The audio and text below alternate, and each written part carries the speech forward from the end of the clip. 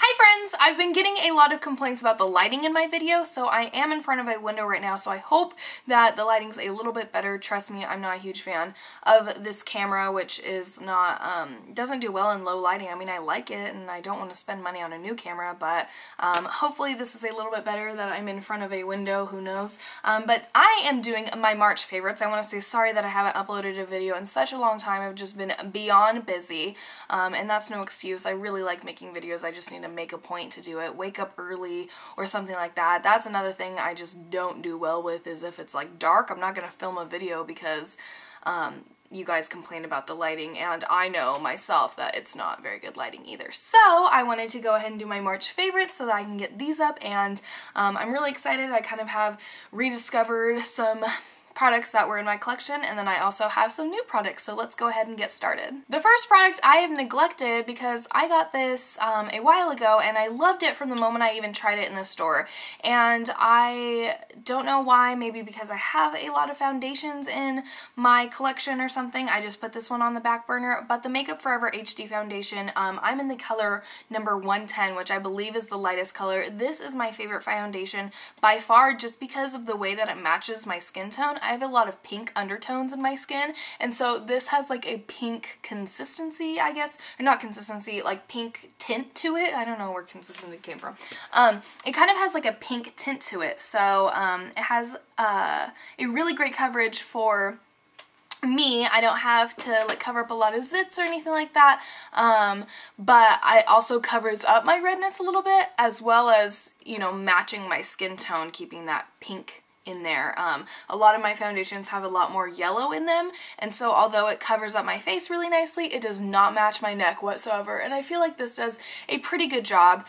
So I really love this. Let me know if you have that same problem, if your skin's pale and you have like kind of reddish tones, and if you use any foundation that is good, because I definitely think that this is like top number one right now, just because of the way that it matches my skin tone so well. Now, when I use my foundation, I've used very many things. I've used like foundation brushes like this that are like the flat kind. I've used like stippling brushes like this. I like stippling brushes, but I find that the coverage and the blendability works really well when I use my fingers, clean fingers, not like dirty fingers or anything. So I'll use clean fingers and then to apply it, and then sometimes I'll like use a stippling brush to kind of blend it all out. Now, another thing that I'm super in love with, and I've used this for a while, is one of these like little blendy sponges.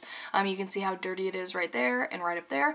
These blending sponges, this is kind of like a knockoff of a Beauty Blender, which is like a pink one, and it kind of has a different shape. It has like a rounded shape and stuff. This is from Target, from the Sonia Kashuk line, and it's just like a blue kind of domed one, and this just like presses into your face really well.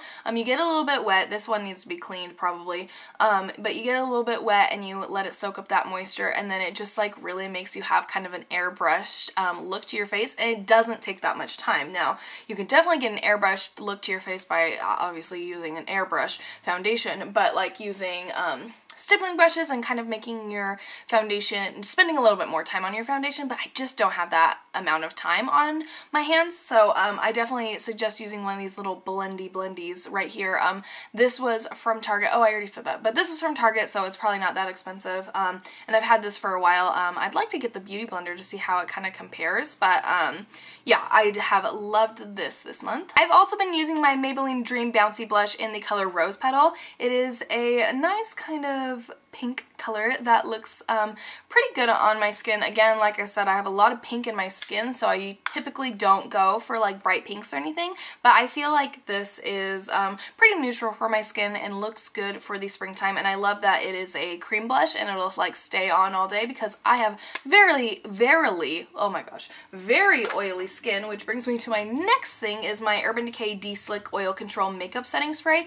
I use this like no other. I'm going to get the big one of this because I've gone through, I think, 3 of the little ones, and I might as well just get a big one because it pretty much is going to average out. But this, you just spray on your face. I'm going to spray it right now, even though I sprayed it earlier today, but like honestly, you spray it on your face. You let it sink in, and it's supposed to like make sure that your makeup does not like melt off your face throughout the day.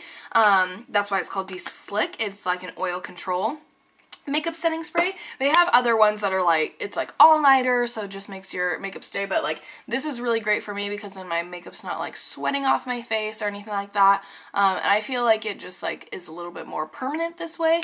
And I know that I hate when I look into a mirror and I can like see a spot where like my foundation has like ran off a little bit and there's nothing I can really do.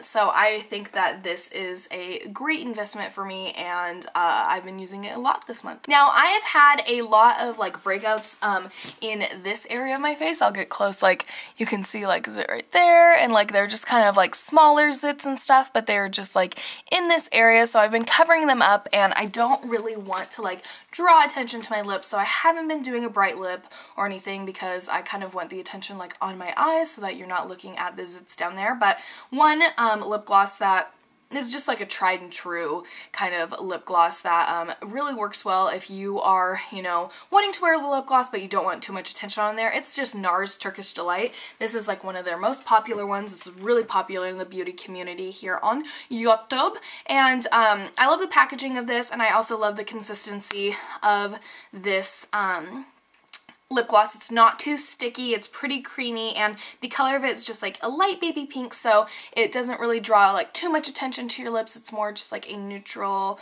kind of baby pink color that makes your lips look a little bit more healthier, but not necessarily like too bright or anything. So I've been wearing this just as a little lip gloss for my lips, but not to cause too much attention to that little zit right there. Now I feel like in every single favorites video I always have a new mascara that I've tried, and I really like that because I love mascaras. I love trying new mascaras, especially having blonde eyelashes. It's pretty hard to find a really dark, how should I say this? Like, you want to find a mascara that works well, but you also want to make them like as black as they possibly can be, because like even if I like go like this and close my eyes, you can still see that like I have blonde like on this side of my eyelashes. So I try and find mascara that makes my eyelashes look long and full and black at the same time. So it's hard, you know, because not all of them do that. But I've really been liking the Maybelline the Rocket Volume Express mascara. It's in a blue tube like this. At first I did not like this mascara because I felt like it wasn't like, I couldn't build it up. It felt too clumpy because I'd been using the Clump Crusher before, and so like every mascara after that I was like, my eyelashes are getting clumpy. But I just decided that it's the application that I was using. I was just like basically putting it on instead of wiggling at the base of my eyelashes and just going up, and just kind of doing it slowly. Another thing I do is I do not like just take it like straight like this. I actually kind of like brush it off a little bit because I feel like I just have too much product, and like from doing that I have so much product, like from those 3 little strokes that I just did. Do you see all that product that I had on there? I would rather do that, take the time to do that, and have like one coat of, you know, not super clump, and then I'll do it again and then like wipe off the excess on the side again, and this way, see how much like I get off here? Sorry, is it going to focus? See how much like I get off from the wand? So I'll just do that, and it actually works a lot better. So if you've been having trouble with this mascara clumping up, I would suggest doing that. But I've really liked it for the intense black color that I get from this. I'm pretty sure this is Blackest Black. I always get like Blackest Black for mascara, so I've really been liking this. We're getting to the tail end here, guys. I always feel like my favorites videos are so long. I've been using the Neutrogena Naturals Acne Foaming Scrub. Like I said earlier, I've been getting a lot of acne here in this like hormonal area that right around the time of the month, and I don't know, being stressed and stuff. So this Neutrogena Naturals Acne Foaming Scrub is supposed to like treat your acne. I like the smell of it, and that's a big thing. I wanted it to be, you know, didn't have like a lot of chemicals in it, but I want it to smell good. So this is kind of like a citrusy, yeah, citrusy kind of smelling. It does not smell like acne medicine. I do not like the smell of that. So I've used, you know, this much, as you can see, and It says that it's 93% naturally derived, so it has a little bit of things that they added to it, but for the most part, I think that this is really good for your skin. It did not irritate my skin. I have super super sensitive skin, and this did not hurt it at all, and I feel like it's really getting like the gross gunk out of my skin and kind of helping my breakouts a little bit. I've been kind of stressed and busy and stuff, so sometimes there's not everything you can do to help your skin if your brain is thinking about all these things that you have to do and you stress out. So this has been working really well for me, and I just picked this up at Target, really easy. I believe is around $6, so not too bad. I wish the bottle was a little bit bigger because I always use a lot of face wash. I like wash my entire face and I go down like onto my chest a little bit so that I don't get any zits on my chest. So I've been using this and it has been a lifesaver for me. The last item is a shout out to Pinterest, because I was on Pinterest and I had seen these pins about the Trader Joe's coconut oil being really good for your beauty regimen. Now I'm not yet putting it on my face. I'm going to do a whole other video about this product, so I don't want to talk too much about it, but it's the Trader Joe's Organic Virgin Coconut Oil. This is $5.99 at Trader Joe's if you have one, and I have been using this in my hair, as weird as that sounds, but I've been using it in my hair, and it's one of like the cheaper hair products, you know, $5.99, not too bad. So you can actually use this like as cooking, you know, to cook and stuff, but it is good in a beauty regimen for your skin and hair. So I want to do a whole new video on it. If you are interested, please leave a comment down below telling me that you are interested, or just give this video a thumbs up to let me know that you are kind of interested in this product and how I use it in my hair. I think it gives it a nice little look to it. So that is it for my March favorites, you guys. I hope that you enjoyed, and please be on the lookout for new videos. I'm hoping to upload a lot more often. I have some really exciting videos planned for spring and summer, but if you would like to leave a video request down in the comments below, I would be more than happy to add it to my video request list and get to that as soon as possible. And I will talk to you guys all next time. Have a great April, and I will see you soon. Bye!